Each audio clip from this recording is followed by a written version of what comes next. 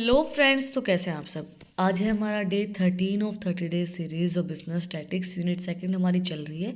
पिछली जो हमारी वीडियो थी उसके अंदर हमने कवर किया था कि Z test, T test, F test को जो हमारे स्टैटिक के टेस्ट होते हैं। तो अगर आपने वो वीडियो नहीं देखी है तो जो उसका लिंक है वो डिस्क्रिप्शन के अंदर है, आप लोग जाके चेक कर सकते हैं। आज हम कवर करेंगे एनालिसिस ऑफ वेरिएंस को। एनालिसिस ऑफ वेरिएंस का मतलब क्या होता है? What is analysis of variance? Analysis of variance is a statistical formula used to compare variance across the means or average of different groups. A range of scenarios used to determine if there is any difference between the means or of different groups. Analysis of variance, analysis का मतलब क्या होता है? हम analyse करके देखते हैं कि जो डिफरेंट डिफरेंट ग्रुप्स हमें दिए गए उनके अंदर क्या वेरिएंस है, मतलब क्या डिफरेंट है उनके अंदर, क्या चीज़ अलग है उनके अंदर, उस चीज़ को एनालाइज करके देखना। जो हमारे पास, जैसे हमारे पास दो ग्रुप हैं तो हम उनको किस तरीके से एनालाइज करके ये बता सकते हैं कि उनके अंदर क्या चीज़ अलग है ना। दो ग्रुपों में सिमिलरिटी तो होगी नहीं, अलग अलग होंगे दोनों ग्रुप। तो उन दोनों ग्रुप की अलग अलग चीज़ों को बताना कि इनके अंदर ये डिफरेंस है, ये ग्रुप ऐसा है, ये ग्रुप ऐसा है। उसी तरीके से हमें एनालिसिस ऑफ वेरिएंस के अंदर हम क्या करते हैं, जो हमें दो ग्रुप दिए गए हैं, दोनों ग्रुप का मीन जो दिया गया है उसको एनालाइज करके उनके वेरिएंस को बताना कि इनके बीच में क्या डिफरेंट है। एनालिसिस ऑफ वेरिएंस का मतलब क्या होता है? दो ग्रुप्स के अंदर से जो डिफरेंट डिफरेंट ग्रुप्स हमें दे गए, दो या तो से ज़्यादा ग्रुप्स के अंदर से एनालाइज करके उनके डिफरेंस को बताना कि उनके अंदर क्या चीज़ें अलग हैं, उनके मतलब वो किस तरीके से एक दूसरे से अलग हैं, उस चीज़ को बताना एनालिसिस ऑफ वेरिएंस हमें बताता है। ANOVA भी बोला जाता है। ANOV टर्मिनोलॉजी क्या होगी? सबसे पहले है dependent variable. This is item between measured that theoretical to be affected by the independent variable. मतलब कि डिपेंडेंट वेरिएबल वो वेरिएबल होते हैं जो एक वेरिएबल दूसरे वेरिएबल के ऊपर डिपेंड हो। और ये डिपेंडेंट वेरिएबल का मतलब क्या होगा कि मेज़र करके देखो कि क्या थ्योरेटिकल इफेक्ट पड़ रहा है डिपेंडेंट वेरिएबल का इंडिपेंडेंट वेरिएबल के ऊपर। मतलब जो हमारे डिपेंडेंट वेरिएबल है उनका क्या इफेक्ट पड़ेगा, क्या वो मतलब असर डालेंगे एक इंडिपेंडेंट वेरिएबल के ऊपर। Independent variable, these are the item being measured that may have an effect on dependent variable. ये आइटम वो होते हैं जो ये चीज़ मेजर करने के लिए हेल्प करते हैं कि क्या कुछ थोड़ा बहुत इफेक्ट डिपेंडेंट वेरिएबल के ऊपर भी पड़ेगा, क्या थोड़ा बहुत प्रभाव डिपेंडेंट वेरिएबल के ऊपर पड़ेगा या नहीं पड़ेगा, उस चीज़ को मेजर करने के लिए हम इनको यूज़ करते हैं। नल हाइपोथेसिस, जिसको हम H0 से डिनोट करते हैं, this is when there is a no difference between the group or means depending on the result of their analysis of variance, the null hypothesis will either be accepted or rejected. इसने बोला है कि इसके अंदर क्या होता है कि नल हाइपोथेसिस के अंदर दोनों ग्रुप के अंदर कोई डिफरेंस नहीं होता, दोनों ग्रुप सिमिलर होते हैं, दोनों का मीन जो होता है वो सेम होता है। अब नल हाइपोथेसिस एक्सेप्ट होगी या रिजेक्ट होगी वो हमारे एनालिसिस ऑफ वेरिएंस जो हमारा टेस्ट है उसके अकॉर्डिंगली वो बताएंगे। एन अल्टरनेटिव हाइपोथेसिस, जिसको हम H1 से डिनोट करते हैं, when it is theorised that there is a difference between groups and means. जो अल्टरनेटिव हाइपोथेसिस का हम यूज़ करते हैं जब हमारे पास हमें ये पता है कि जो हमारे ग्रुप्स हैं उनके जो मीन है वो डिफरेंट डिफरेंट है, अलग अलग हैं, तो उस टाइम पे हम उसका यूज़ करते हैं। Factors and levels in analysis of variance terminology, an independent variable is called a factor which affects the dependent variable। देखो फैक्टर्स और लेवल के अंदर क्या बोला गया है हमें, एनालिसिस ऑफ वेरिएंस टर्मिनोलॉजी के अकॉर्डिंगली जो इंडिपेंडेंट वेरिएबल हैं वो अफेक्ट करेंगे डिपेंडेंट वेरिएबल को। जो एक दूसरे के ऊपर डिपेंड जो वेरिएबल हमारे होते हैं वो अफेक्ट डालेंगे, हमारे इंडिपेंडेंट वेरिएबल उनके ऊपर अफेक्ट डालेंगे। Level denotes the different value of independent variables that are used in an experiment. Levels क्या डिनोट करते हैं? जो हमारे इंडिपेंडेंट वेरिएबल्स जो एक्सपेरिमेंट के लिए यूज़ किए जाते हैं उनको हमारे लेवल बताते हैं कि भाई ये इंडिपेंडेंट वेरिएबल हैं, ये हमारे यूज़ किए जा रहे हैं एक्सपेरिमेंट्स के लिए। इन एनालिसिस ऑफ वेरिएंस टर्मिनोलॉजी उसके अंदर फैक्टर्स एंड लेवल्स हमें किस तरीके से बताए जाते हैं। Then fixed factor model, some experiments use only a distract set of level for factors. For example, a fixed factor test would be testing their three difference dosage of a drug and not looking at any other dosage।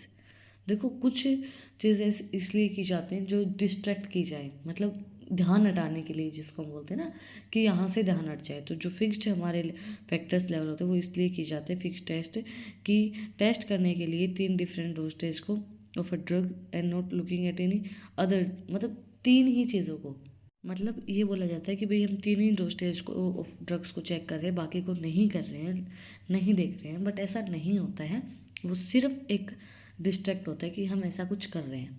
देखो एक चीज़ मैं यहाँ पे point out करूँगी, alcohol हो गई, ये सब चीज़ें हो गई। अब सबको बोला जाता है कि अल्कोहल इंजीरियस है हेल्थ के लिए, ये सब चीज़ें इंजीरियस है, आप सुन लेते, लेकिन करते बहुत से लोग हैं।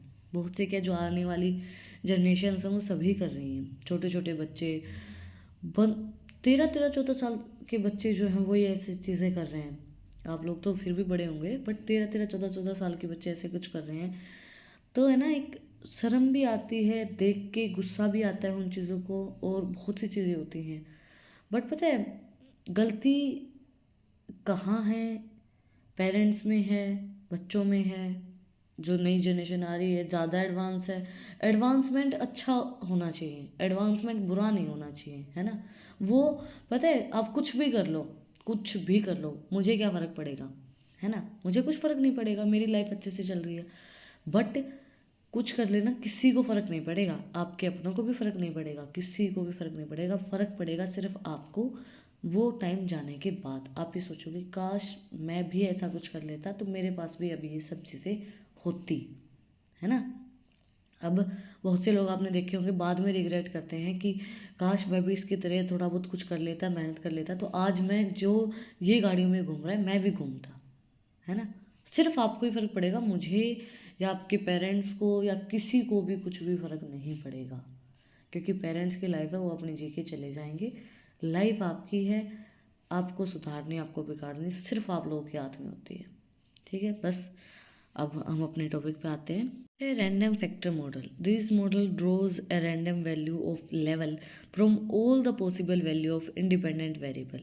ये जो रैंडम वेरिएबल होता है ये रैंडमली हर एक लेवल से, मतलब जितने भी हमारे इंडिपेंडेंट वेरिएबल्स हैं, जितनी भी पॉसिबिलिटी हो सकती है रैंडमली, वो सब हमें बताती हैं कि ये भी पॉसिबिलिटी हो सकती है, ये भी पॉसिबिलिटी हो सकती है, ऐसा भी हो सकता है, ऐसा भी हो सकता है, ऐसा भी हो सकता है। तो वो सब चीज़ें हमें रैंडम फैक्टर जो मॉडल है वो हमें बताता है। नेक्स्ट है, what is the difference between 1 factor and 2 factor analysis of variance. There are 2 types of ANOVA, one way ANOVA.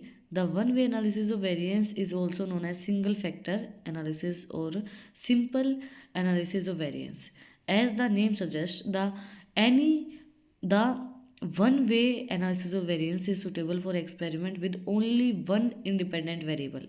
Two or more levels. For instance, a dependent variable may be what month of the year, and there are more flowers in the garden. There will be a 12 levels. A one way analysis of variance assumes. देखो analysis of variance का मतलब क्या होगा, one way analysis of variance का मतलब क्या होगा, जिसको हम single factor analysis of variance भी बोलते हैं, सिंपल एनालिसिस ऑफ वेरिएंस भी बोलते हैं।